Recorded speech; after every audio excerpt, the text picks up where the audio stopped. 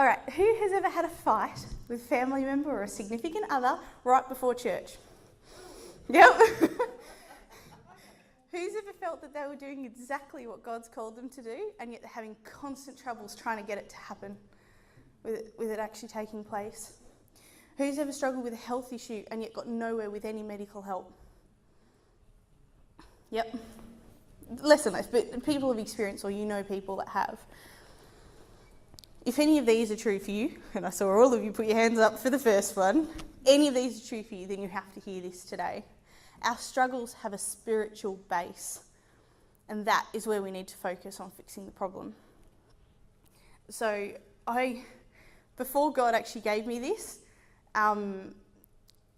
several weeks ago I was stressing. My parents were moving out and I was going to be having to live with my brother. Now, for those of you who go back a while and know my relationship with my brother, it's not fantastic.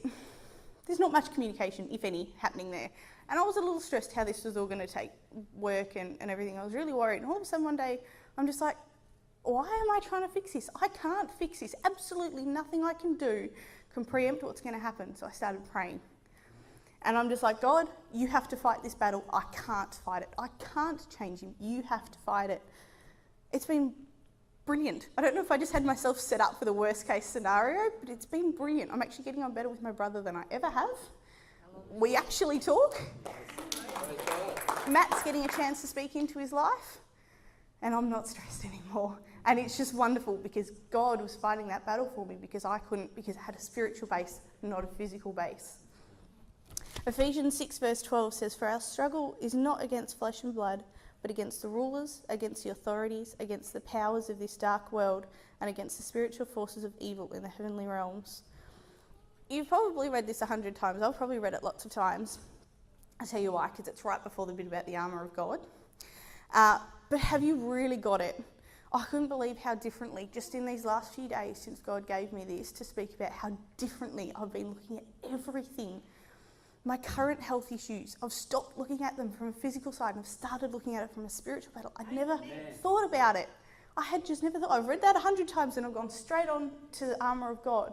But you've got to get this before you get the armour of God. This is what makes sense, because the armour of God is spiritual. Because we're fighting a spiritual battle. So it's really starting to hit home. So the verses before this one are Paul telling us to be strong in the Lord and his mighty power, and to put on the armour of God so that we can fight the devil's schemes. The reason we need God's armour is because our spiritual power comes from God. We might have big muscles. I've got a big muscle man over there, and he can fight my battles for me if I need him to knock someone out. But we need the spiritual strength. Okay, you can kill spiders for me then. But we need the spiritual strength to fight the spiritual battles, because that's what they are, and we get that from God. That's why we need the armour of God. The problems do not have a physical root, they have a spiritual root. We have an enemy, Satan, who is seeking to make us suffer, and he wants us to walk away from God. And he will work on any aspect he can to separate us from God. He works on dividing us from our family. Why do you think we fight before church? Because he wants to cause a division. He wants us to get here and go, instead of going, God, you are good. He wants us to get here and go, God, I'm such a terrible person, instead of, God, you are so wonderful. He wants to distract us. But we try and fix it from the physical. We go and read a relational book, or we go and do something to fix our relationship, instead of dealing with the spiritual basis of it. Satan also doesn't want us doing what God's called us to do, and he'll find all sorts of distractions. What do? We try and solve each problem. It's like dealing with the symptoms instead of the cause. It's the same with medical problems. Are we just looking at the physical cause, or are we looking at the spiritual? Would like to note that often it is absolutely nothing wrong with dealing with the symptoms. We just can't be so busy doing that we ignore the cause. You've got to deal with both of them at the same. If you've got a reaction to something and you're itching so much that you're scratching your skin off, you need to deal with the itch, and you need to do something to try and do that, but you need to deal with the allergy as well. You can't just deal with one and ignore the other. You've got to deal with both, especially the root cause. These are just some examples. The medical and the fighting and all that. There could be any issue in your life, any problem. Are you fighting it from the root cause? Are you fighting it at a spiritual level?